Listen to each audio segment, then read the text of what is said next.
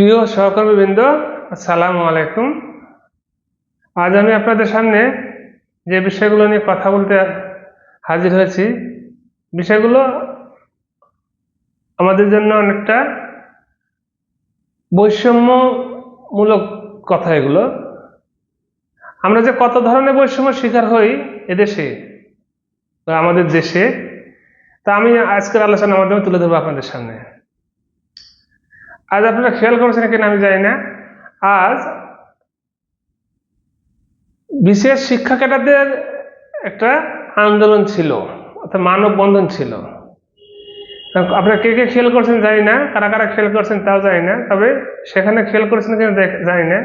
এই শিক্ষা ক্যাডারদের যে আন্দোলন ছিল, মানে মানববন্ধন ছিল, এই মানববন্ধনটা হয়েছে মাউসির গেটের ভিতরে। খেয়াল করে দেখছেন কিনা জানি না, মাউসির গেটের ভিতরে। আমি দেখাচ্ছি, দেখেন ভিডিওটা দেখেন, ছবিটা দেখেন, দেখাচ্ছি, এটা কিন্তু মাউসির ভিতরে। শুধু তারা মানববন্ধন করছে তাই না, মাউসির ভিতরে, মাউসির গেটের ভিতরে তারা সেখানে সংবাদ সম্মেলন করছে। এখন আমার প্রশ্ন হচ্ছে যে বিশেষ শিক্ষা ক্যাডারে আওতাভুক্ত এই রাষ্ট্রের কর্মকর্তা, কর্মচারী না, কথা না বাড়িয়ে দিলাম, তারা তো কর্মকর্তা। মূল কথা হচ্ছে এই দেশের একজন বেতনভুক্ত কর্মচারী তো তারা, চাকরিজীবী তো তারা, যেমন আরো অন্যান্য আরো 10টা পেশার চাকরিজীবী যারা এই দেশের বেতনভুক্ত চাকরিজীবী। তাহলে অন্যান্য পেশাজীবী যারা আছে, বিশেষ শিক্ষার সাথে জড়িত যারা আছে, যেমন এমপিভুক্ত শিক্ষক কর্মচারীবৃন্দ, তারপরে এখন এই যে আন্দোলনের রাস্তায় যারা আছে, ইবতেদায়ী মাদ্রাসার শিক্ষকবৃন্দ, তারপরে কিছুদিন আগে ছিল নন এমপিভুক্ত শিক্ষক কর্মচারীবৃন্দ, এদেরকে কি এই মাউসির ভিতরে বা শিক্ষা প্রশাসনের এই আন্ডারে আপনার আওতাধীন কোনো ইয়েতে কি এদেরকে আন্দোলনের সুযোগ দেওয়া হয়? এই যে দেখেন, আমি দেখাচ্ছি বিষয়গুলো দেখেন।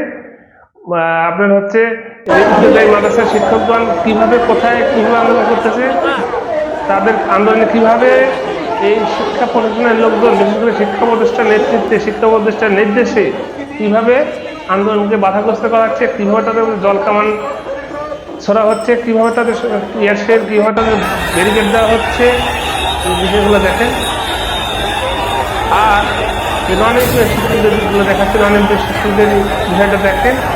এবং পাশাপাশি গত 12 তারিখে যে আমাদের, আমি যে এমপিভুক্ত শিক্ষক কথাটা বলতেছি, আমাদের এমপিভুক্ত শিক্ষকদের মধ্যে, শিক্ষকদের যে সমাবেশ ছিল তার মধ্যে একটা পুলিশ কীভাবে ঢুকে এই আন্দোলনকে কীভাবে ভণ্ডুল করার চেষ্টা করে এবং কীভাবে পুলিশ ঢুকে এই আন্দোলনকে নষ্ট করার চেষ্টা করেছিল, যদিও সেটা পারেনি। এখন এখানে আমার আরেকটা প্রশ্ন আছে, এখানে একটু খেয়াল করে জিনিসটা ভালো করে বুঝে বলেন, আন্দোলন কারা করে? আন্দোলন তাই করে যারা তার প্রশাসকের বিরুদ্ধে বিদ্রোহ করে, যারা তার প্রশাসকের সিদ্ধান্তের বিরুদ্ধে বিদ্রোহ করে, তার সিদ্ধান্তকে মানে না, সিদ্ধান্তকে তারা অনুচিত মনে করে, তারাই আন্দোলনে নামে। সেটা মানববন্ধনও একটা আন্দোলন বা অন্যান্য আরো আন্দোলন, একটা আন্দোলনের বিভিন্ন কর্মসূচি থাকে, তাই তেমনি একটা কর্মসূচি হচ্ছে মানববন্ধন। তো এই মানববন্ধন, যে প্রশাসকদের বিরুদ্ধে আপনি আন্দোলন করতেছেন, বিদ্রোহ করলেন, সেই প্রশাসকের বাড়িতে বসে সেই প্রশাসকই, সেই মনিবী আপনাকে তার বাড়িতে তার বিরুদ্ধে বিদ্রোহ করার সুযোগ দেয়। এটা কি হাস্যকর বিষয় না?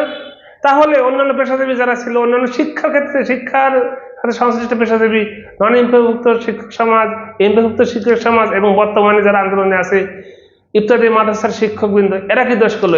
তাহলে এরা কি দোষ করলো? এদেরকে আপনি তাহলে মাউসির ভিতরে ঢোকায়, মাউসির ভিতরে তাদের আন্দোলনের সুন্দর সুশৃঙ্খল আন্দোলন ব্যবস্থা করতে পারলেন না?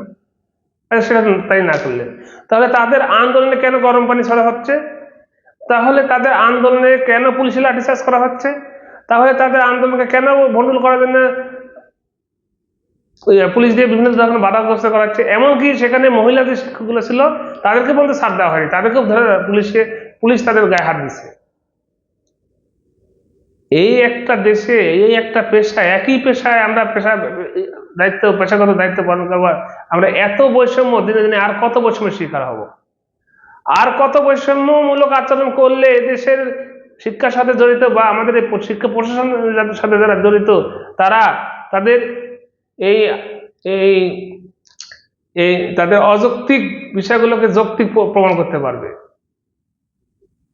এই দেশে কি শুধু সরকারি যারা বিশেষ ক্যাডার বা সরকারি একেবারে যারা সরকারি শুধু চাকরি করে তারাই শুধু মানুষ, আর আমরা যারা সরকারি সরাসরি সরকারি চাকরি করি না, এমপিভুক্ত শিক্ষক সমাজ, এই নন-এমপিভুক্ত শিক্ষক সমাজ এবং ইফতেদায়ী মাদ্রাসা যারা এই যে এমপিভুক্তির আন্দোলনের জন্য তাদের আশ্বাসকৃত সরকার থেকে আশ্বাস দেওয়া হয়েছে যে তাদেরকে এমপিভুক্ত করা হবে, সেই দাবিতে তারা মাঠে আছে।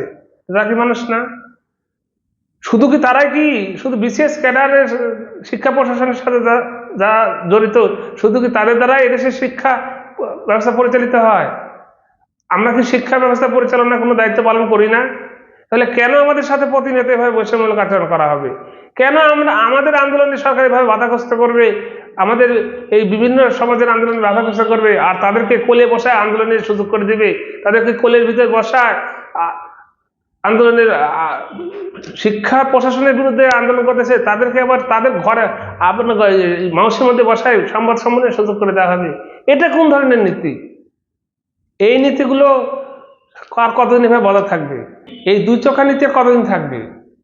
শিক্ষা প্রশাসনের জড়িত তাদের বিরুদ্ধে আকুল আবেদন জানাবো এই বিষয়ে যে আপনারা এই ধরনের আচরণ বন্ধ করুন, দিনে দিনে এইভাবে বৈষম্যমূলক আচরণ বন্ধ করুন। তাছাড়া বৈষম্যের পাহাড় জমে জমে একসময় কিন্তু অনেক বড় হাহাকারের সৃষ্টি করবে। এই হাহাকার থেকে কিন্তু অনেক সময় বড় ধরনের বিদ্রোহের সৃষ্টি হয়। সেই বিদ্রোহ তখন সামাল দিতে পারবেন তো?